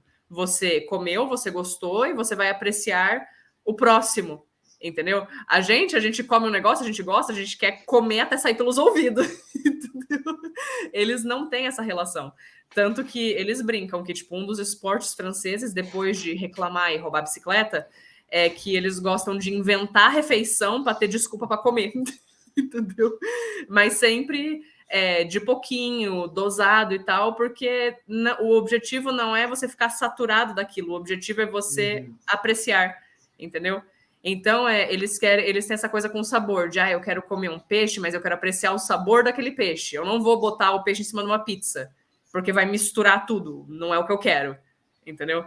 Então, mas você me mudou a sua relação com a comida ou quando você vem no Brasil, você vai na churrascaria e come até estourar? Vou falar que depende do que eu tô comendo. Depende do que eu tô comendo. No dia a dia, eu mudei muito a minha relação com comida, tipo, muito.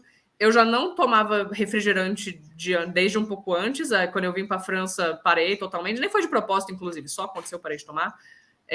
Fast food parei de comer, também fui parando assim gradualmente, porque até o paladar muda, porque de tanto que eu fui, tipo, comendo do jeito deles, hoje em dia é uma coisa que eu, sei lá, se eu tiver que comer um Burger King, eu vou ficar tipo, vou comer? Vou comer, porque eu não sou assim tão entojada, mas você fica tipo, nossa, sempre teve esse gosto, assim, sempre foi tão borrachudo, sabe? Sempre foi, entendeu? Agora, se eu for pro Brasil, eu vou no rodízio de sushi sim, eu vou me entupir sim, eu vou na churrascaria para me entupir sim, até porque eles fazem churrasco ruim nesse país. Então, não, gente, o churrasco francês é uma coisa triste de se ver, eu não recomendo. Não recomendo. Não, gente, não vá numa churrascaria francesa. Não existe uma churrascaria francesa, só existem churrascarias brasileiras. Então... Mas se eu vou pro Brasil, eu me entupo do que eu gosto. Paçoca, inclusive coisa que não tem aqui. Mas no dia a dia mudou bastante. Você costuma falar pro pessoal aí que aqui no Brasil a gente recheia o croissant só para deixar o pessoal indignado? Com certeza. Que a gente recheia o croissant com frango. Com tudo, eu já vi croissant com estrogonofe, cara. O brasileiro não tem. O brasileiro realmente não, brasileiro.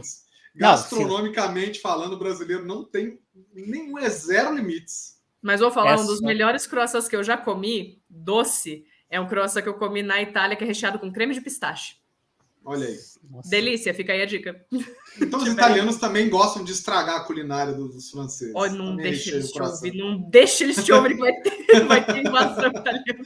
Não, eles se preocupam com a comida de um outro jeito, tipo, é um pouco diferente da França, mas eles também têm essa coisa de dividir, de apreciar sabor, então eles têm um pouco diferente, mas a premissa é a mesma. Mas qualquer um que vira um hot dog completo no Brasil vai entender que aqui o buraco é mais embaixo. Exato. Olha, o povo tinha que aprender a fazer um dogão completo com purê de preferência, né? E aquele que vem no prato, você já viu esse? Que eles pegam um prato inteiro, assim, um cachorro quente que cabe num prato inteiro, e aí vai aquela maçaroca de purê de batata por cima, assim, e eles dão um garfo para você comer. Que daí você morde e começa a sair pros lados, né? O purê, a batata. Então. Você nunca consegue comer um cachorro quente sem derrubar nada. Você tem que comer, tipo, sentado com a perna aberta, que se cair, cai no meio. Não, você vai desperdiçar? Você tem que comer com a mão embaixo aqui, ó. Não. Outra coisa. Peraí, outra coisa. Ainda na área dos costumes. Teve uma atriz que ela foi aí e falou assim que uma das piores experiências que ela teve na vida foi andar de táxi na França, porque a galera não toma banho mesmo e usa roupa pesadona. Mas isso depende, viu? Eu conheci franceses que não tomam muito banho, mas conheci franceses que são seres humanos normais. Eu acho que é um negócio que é muito... Eu conversei com eles sobre isso, é um estereótipo, tipo, muito forte, que algumas pessoas honram, tá? Algumas pessoas honram, mas é uma coisa que vem, tipo, das gerações anteriores, porque, inverno, muito frio, coisas assim, entendeu? Então, tem pessoas até hoje, tipo, que não tomam banho todo dia, especialmente no inverno, sabe? Tipo, passa aí 1-2 dias sem banho, porque, né, não precisa. Mas de falar que vê pessoas que estão... Aquele povo que tá azedo, sabe? Que ele tem tanto CC que ele tá azedo. Passei por isso, tipo, 1-2 vezes na vida. Inclusive, se for no metrô em Paris, não é nem o táxi, é o metrô. Não interessa o dia, não interessa a hora. Você entra no metrô em Paris, ele pode estar vazio. Você vai sentir um cheiro de CC, porque eu acho que são as décadas acumuladas ali. Aquele cheiro de Cheetos vai estar lá. Vai. Mas as pessoas mesmo evoluíram. Elas evoluíram. Hoje em dia, tipo, você encontra, mas não é todo mundo, não é... Enfim. São mais limpinhos. São mais limpinhos. Assim, e para a gente ser justo, né? Agora voltando para a área literária, para a gente ser bem justo, a gente falou do Museu do Colônia e tem os 2 volumes de Dossier Lestrange, né? Vamos falar um pouquinho sobre eles antes da gente finalizar. Fala um pouquinho dos seus 2 livros. São 2 livros independentes, certo? Então fala um pouquinho sobre eles. Então, capas muito bonitas. Muito obrigada, gente. Muito bonitas. Meu capista adora. Ele vai assistir esse episódio, ele vai ficar felizão. É a única coisa que eu não faço sozinha, são as minhas capas. Quem é o seu capista? É um amigo meu de infância. Fala o nome dele, vamos dar crédito para ele. Gente, ele é Lucas Aizir, é o nome dele. Mas ele faz capa para os outros ou é um designer exclusivo seu? Não, ele tem outro emprego e ele trabalha na Motorola, inclusive. Mas quem faz as minhas capas... Ele pode oferecer o serviço. Procurem aí ele, procurem ele, faz assim, faz capa para mim também, cara. Vai ficar rico. Não, mas o Lucas, eu falo, gente, o trabalho do Lucas é sempre impecável. Ele faz todas as minhas capas, todas não, né? A do Colônia e a do Museu, quem fez foi o editor da Cartola, mas as do Dossier, quem fez foi ele. O meu logo, quem fez... adaptando, fazendo uma versão nova, que tá um chuchuzinho, quando esse episódio sair, possivelmente vai estar pronta. Então, assim, não tem erro. Com ele, não tem erro. Ele não costuma pegar freela, porque, enfim, ele não trabalha, não vive disso, né? Mas ele é designer gráfico e tal, tanto que ele está na Motorola. Então, me orgulho muito, gente. Eu tenho um orgulho de falar, meu amigo, foi ele que fez. Tenho orgulho. Enfim, mas o dossiê, na verdade, surgiu da minha onda de desemprego, que eu pensei, bom... Eu queria produzir, na verdade, alguma coisa que fosse mais fácil acesso. Porque comprar livro... Não que os meus livros sejam muito caros, mas a gente sabe que hoje em dia não está fácil, né? O povo não está comprando nem mistura, que dirá livro. Então, foi uma maneira que eu pensei de, tipo, democratizar um pouco, deixar mais acessível para quem quiser conhecer alguma coisa que eu escrevi e não quiser se comprometer com um valor alto, assim, de cara, entendeu? Então, tipo, você vai na Amazon, R$10 e tá aí, entendeu? É um livro inteiro. E a ideia do dossiê foi, tipo... o primeiro chama Contos do Porão, porque eu literalmente tirei os contos do meu porão. Eram todos contos ali que vieram da época do Noite do Bardo, ou contos que eu, tipo, cheguei a escrever e não publiquei, ou que eu mandei para algumas antologias. Porque também tinha isso. Eu tenho muito conto em antologia, tipo, muito, mais de 30. E... era uma coisa que eu não gostava, ficar falando, posso ler um conto seu? Pode, tem essas 30 antologias que você pode escolher e eu contribuir com 5 páginas. Então, eu queria ter algo para oferecer nesse sentido. Tipo, bom, eu contei 35, pelo menos 35 eu contei, se tem mais, eu não sei. Deve ser por aí, agora tem as que eu organizei também, porque eu coloco conto nas que eu organizei, enfim. Mas é aí, na casa dos 30, 35, enfim. E aí eu queria fazer esse compilado mesmo, para não ter que falar para o pessoal, você quer ler um conto meu? Beleza, tem aqui essas 30 opções, mas que não era assim. Eu divulgo, é óbvio, divulgo todas as antologias, até porque elas são muito legais, mas é aquela demanda da pessoa que vem até mim, ela geralmente quer ler o que eu escrevi, né? Então não é o mesmo impacto eu falar, você vai me ler, mas você vai ler tipo, os 30 outros, entendeu? Então, sem querer desmerecer, mas enfim, é o ponto da audiência, né? Tipo, queriam conhecer o meu trabalho. E aí foi isso, foi o objetivo do dossiê. Então eu fiz um compilado aí de um pouco de tudo, tipo, tanto contos que vieram do Noite do Bardo, como que já estão em antologia, como contos que nunca viram a luz do dia, porque eram contos que eu tinha mandado e às vezes não foi aceito, entendeu? Então foi uma escavação aí nos meus arquivos e foi assim que surgiu o primeiro. O segundo eu dei outro nome, porque eu coloquei com temática de fantasia, né? Então, Contos de Terras Muito Distantes, que é muito... Eu acho muito engraçado, porque eu gosto mais dos contos do Conto de Terras Muito Distantes do que do Contos do Porão. E o Contos do Porão é o que todo mundo lê, é o que todo mundo prefere. Vai entender. Vai entender. Né? Vai entender. Mas o Contos de Terras Muito Distantes, inclusive, tem os meus 2 contos de fantasia que foram premiados pela Cartola. Que todo ano eles fazem, tipo, o prêmio Cartola de melhor conto dos livros e tal. E no dossiê de Terras Muito Distantes, eu coloquei 2 deles. 2 contos premiados. Inclusive, em algum momento, vou ter até troféuzinho deles. É o da M e o Preço de Ser Rei? Isso. Ô, mas você tá informado? Vai estar informado? A gente tenta, né? Não, são esses mesmo. Emi Vanguarda dos Orixás é temática de super poderosas. Então, tipo, meninas mágicas numa pegada Sailor Moon, assim, mas a proposta era que fosse no Brasil. Tipo, ambientado no Brasil. Então, esse é um. E o Preço de Ser Rei era da Excalibur. Autoexplicativo, né? Rei Arthur. Então, esses eram contos então, que você já tinha e você organizou, assim. Que eu organizei. E aí varia, tipo, alguns estão em antologias, que nem esses aí que a gente falou, mas outros estavam só guardados, entendeu? Ou já foram, tipo, em algum momento eles estiveram no Noite do Bardo, mas o Noite do Bardo já se foi há, tipo, pelo menos 3, 4 anos, então essencialmente é como se não existisse. Enfim. E aí, então, mas você está produzindo algo novo? Tem livro novo no forno, se tudo correr bem. Tudo romance? Correndo bem. Um romance? Romance novo. Agora que para 2023? Para 2023. Data ainda a definir, porque depende, obviamente, de eu terminar, revisar e deixar ali chinindo, né, do jeito que eu quero. Mas para 2023 teremos romance novo, tudo correndo bem. Isso aí, a galera tá produzindo, hein, César? Só você que não. Não. Eu comecei, Will. Você sabe que eu comecei. Mi, faz 5 anos que ele não faz nada assim, ó. Não. Ele tá vivendo das glórias do passado. Faz 5 anos que eu não. Faz 5 anos que eu não escrevo romance. Contos eu escrevi durante esses 5 anos. Tá vendo? Tá produzindo. Pouca coisa. Sim. Tipo, a média de 1 por ano, né? Para não... 1,5. 1,5 por ano. Tá vendo? Então, mas ele também, assim, ele escreve rápido, né? Tipo, num dia você faz um conto, até menos, né?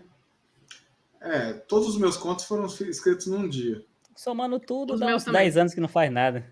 Os meus também. Os dela também, viu só? Viu só, Will? Aliás, aprende. O quão é bom trabalhar sob pressão, Comi? Preciso desse conto aqui uma semana. Funciona que é uma maravilha. Funciona. Quantas vezes, antes de eu ser organizadora da Cartola, quantas vezes o edital acaba hoje, meia-noite, eu tô 4 horas na frente, quer dizer que eu tenho até 4 da manhã. Eu começo a escrever 6 da tarde, vai dar. Vai dar. Mas é por aí mesmo. E uma coisa que até eu perguntei para a Daya Celestino, né? Sobre contos. Que é assim...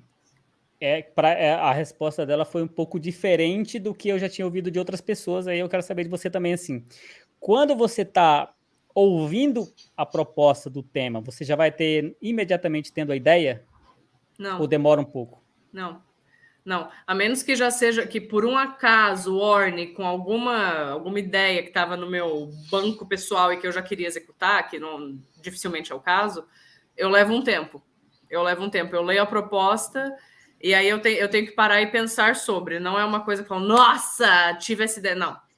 Até porque, que nem eu falei mais cedo, o meu processo criativo é muito aqui dentro, entendeu? Então eu preciso parar e pensar o que eu vou fazer, sobre quem que eu vou falar, entendeu? Então, não, para mim não é nada intuitivo, assim, de bate-pronto. Nem um pouco. Muito bom. Doutor Will, o tempo passa, né? Rapidamente, a gente nem percebe. Não é? Estamos aqui faz 1h20 já, 1h24. Quando a conversa tá boa, vai assim, rapidão, né? Não é? E parece que quanto mais a gente fala, mais tem coisa para falar, né? Pois é, verdade. Né? Vai surgindo o assunto assim, né?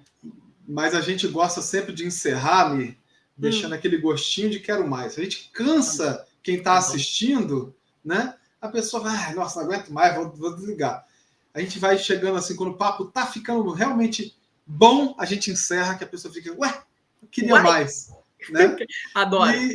E a gente realmente está chegando ao fim de mais um episódio, né? E eu queria agradecer primeiramente a Mi pela paciência, né, por estar aqui presente hoje, né, por ter participado com a gente desse bate-papo, que foi realmente muito bacana. Umas ideias muito boas me ocorreram durante essa conversa aí. A gente sempre aprende alguma coisa, né, Will? A gente sai com uma lição. Então, agradecer a todo mundo que nos assistiu, né, que ainda vai nos assistir. Tem gente que assiste na estreia, tem gente que assiste só posteriormente. Agradecer a todo mundo que esteve aqui. Relembrando, para que as pessoas não deixem de deixar o seu like, não deixem de se inscrever no canal, de acionar as notificações, de compartilhar esse vídeo com os amigos, com os inimigos, com os parentes, com todo mundo, né? Agradecendo sempre aí a companhia do Will, que acrescenta bastante aqui. E, bom, da minha parte é isso. Eu vou passar a palavra para o Will, para ele se despedir de quem está nos assistindo, e a palavra final fica por conta da Mi. Eu também agradeço, Milestrante, foi muito bom, passou muito rápido, foi muito legal, como a gente achava que seria, né, César? E aí, complemento das informações, vá lá em todas as redes sociais, @podletras, Instagram, Facebook, a gente está lá. Toda terça e toda quinta, às 8 da noite, tem live aqui. E aí, eventualmente, em outro dia pode ter, então você acompanha as redes sociais para ficar sabendo. Na descrição aqui do vídeo tem os links de todas essas redes, das plataformas de áudio, tem do site da gente também. Então é isso aí, agradecer mais uma vez quem estiver assistindo, não importa quando, reforçar do like da inscrição. E é isso aí eu deixo, por último, a nossa convidada se despeça. Gente, obrigada, né? Que nem eu falei no começo, eu sempre fico feliz quando eu recebo qualquer tipo de convite, porque para mim é sempre uma boa surpresa pensar que, nossa, as pessoas me conhecem e têm interesse de falar comigo de forma geral. Então, é sempre muito legal e a conversa sempre leva, enfim, uma coisa vai levando a outra, nunca é a mesma conversa, nunca são as mesmas perguntas. Então, foi muito legal, muito bacana. Apenas lamento para quem está assistindo no YouTube que ficaram com a linda vista, tipo, panorâmica da minha cozinha, que é o plano de fundo, né? E, tipo, a exclusiva minha de pijama, porque eu não estava, né, preparada para o momento da câmera, mas tá tudo bem, tá tudo bem. Quem me conhece sabe que eu comecei tudo gravando vídeo de pijama com a minha caneca na minha casa, então acho que eu tô coerente aí com a imagem que eu criei para mim mesma. Mas foi muito legal. Obrigada a todo mundo. E quem sabe até a próxima, né? Vejamos. Sim. Passa suas redes para quem quer te achar aí. Para mim é fácil, gente. Se vocês quiserem me achar, é @milestrange em tudo, em absolutamente tudo. O MIH no final do Mi, porque eu sou millennium, orgulho. Sou millennium. Milestrange tudo junto, em todos os lugares. Se jogar no Google, vai sair Twitter, vai sair Instagram, vai sair Discord, vai sair site, vai sair TikTok, vai sair tudo. Então, querendo me acompanhar, estamos aí majoritariamente no TikTok, mas quem quiser ver live, é só ir no Instagram, eu estou lá todos os dias, eu sou uma máquina de stories, é só ir dar um oi. Então é isso aí. Gente, muito obrigado. Até a próxima para todo mundo. Obrigada, tchau, gente. Tchau. Tchau. Valeu.